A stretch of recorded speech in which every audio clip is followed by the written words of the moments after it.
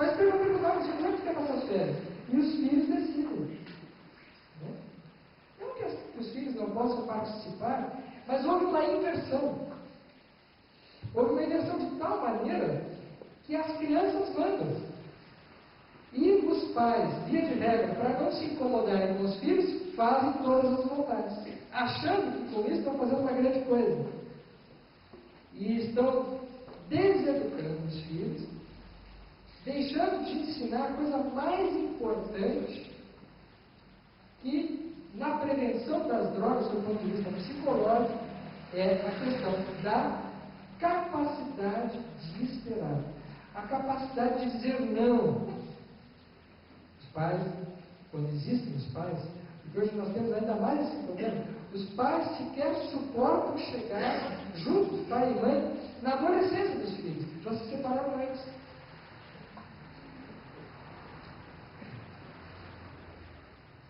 Está provado que a figura paterna, a figura do pai, nesse processo das drogas é fundamental.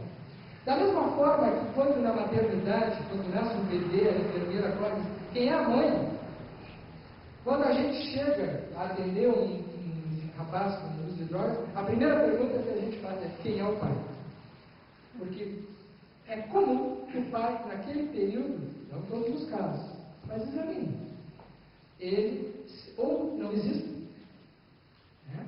A criança esteja chegando naquele período sem pai, ou se ele existe, ele é ausente, de um outro jeito, que é ele não ter a figura, a posição de autoridade que diga não, que limite, que frustre. Né? Como tem que ser um pai, como tem que ser uma mãe também. Né?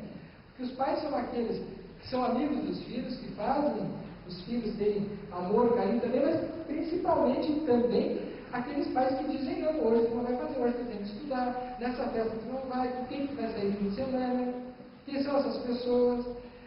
O que a gente vê hoje em dia são os pais querendo se livrar dos filhos. Os pais chegam no fim de semana, os filhos dizem que vão passar o fim de semana na casa dos amigos, e os pais sempre têm um alívio com isso, porque ainda vão precisar se ocupar com isso. Né?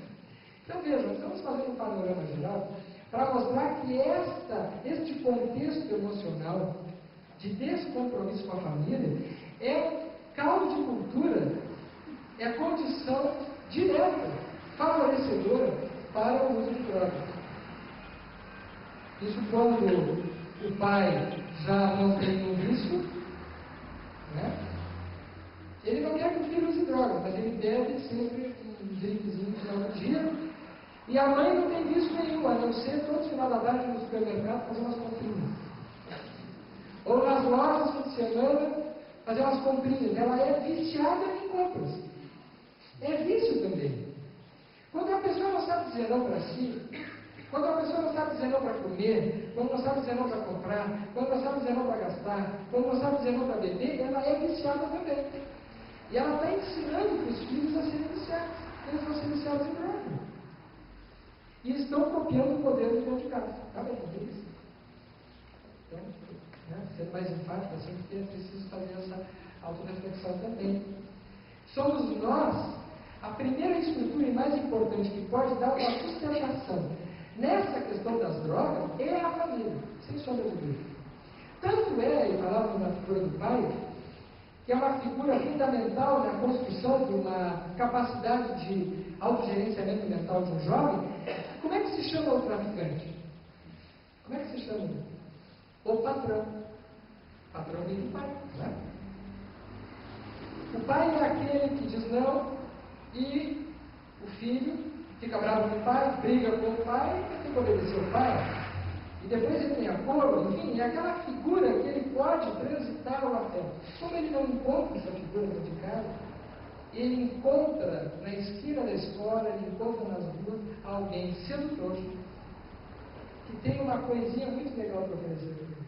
São os traficantes. É por isso que os traficantes conseguem com muita facilidade aliciar uma geração inteira. Porque ali existe a falta de uma figura que foi substituída, uma figura de dentro de casa. Então, a família, ela é, sem sombra de dúvida, a instituição principal que pode fazer frente, que poderia, né, porque a desestruturação é muito grande nesse campo, a questão das drogas.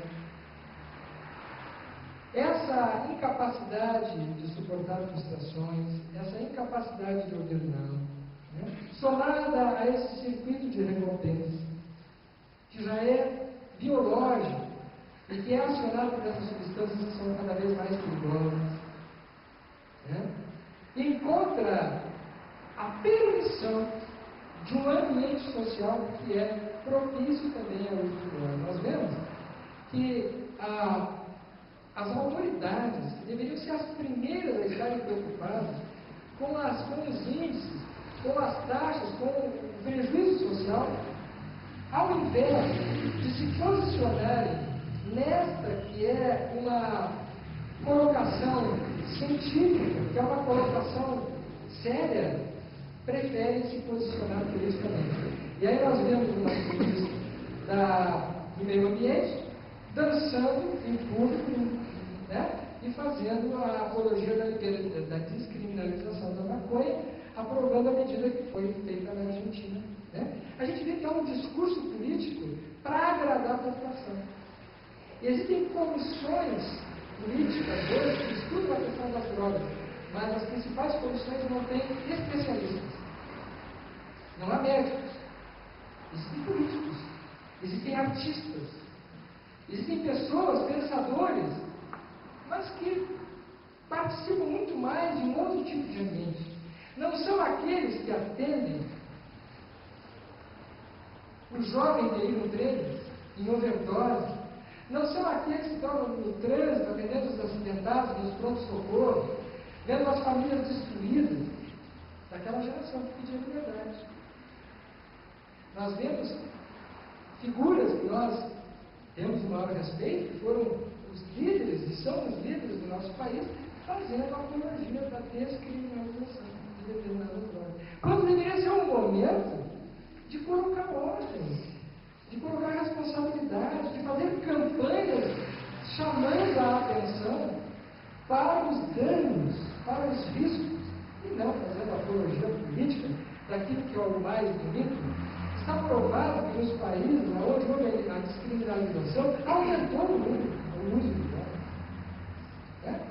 Está provado que em culturas onde há liberdade de escolha, mas não há informação devida, os danos são muito maiores. Está provado que quando há um processo educativo que começa na base, como é o caso da Suécia, as crianças na Suécia, quando apresentam qualquer tipo de utilização de uso de álcool, elas são encaminhadas nas escolas, nas estruturas de assistência social, chamada família, para ver o que está acontecendo. E essa não é uma posição recomendada. Então, há um refreamento dessa posição. E o que se vê? Se vê que é uma diminuição, né, atualmente, né, nesses países, de adotar essa postura das taxas de danos e de uso de drogas e de substâncias. Como está acontecendo com o cigarro. Eu não sei se você sabe, mas em Porto Alegre, nos últimos 20 anos, caiu pela metade o índice de uso de cigarro, graças às campanhas de restrição de uso do cigarro em determinados locais. A pessoa se sente constrangida. Você está vendo que aquilo ali, né, não tem nada de elegante. A permissão autoriza o uso ali. Então, nós vemos que existe também uma estrutura, um ambiente social, cultural, das estruturas das autoridades que não estão assumindo, e essa posição que eu trago para vocês é uma posição baseada nas associações médicas, na Associação Brasileira de Psiquiatria, que estão posicionando insistentemente em torno da necessidade de uma orientação em torno dessa questão. Porque não adianta fazer a campanha contra o crack, não fazer a campanha contra o álcool. Porque uma coisa está ligada à outra. Né? Nós sabemos que mesmo aquelas chamadas drogas leves, a gente diz assim, mas a maconha é uma droga leve. Não existem drogas leves. Toda droga é pesada.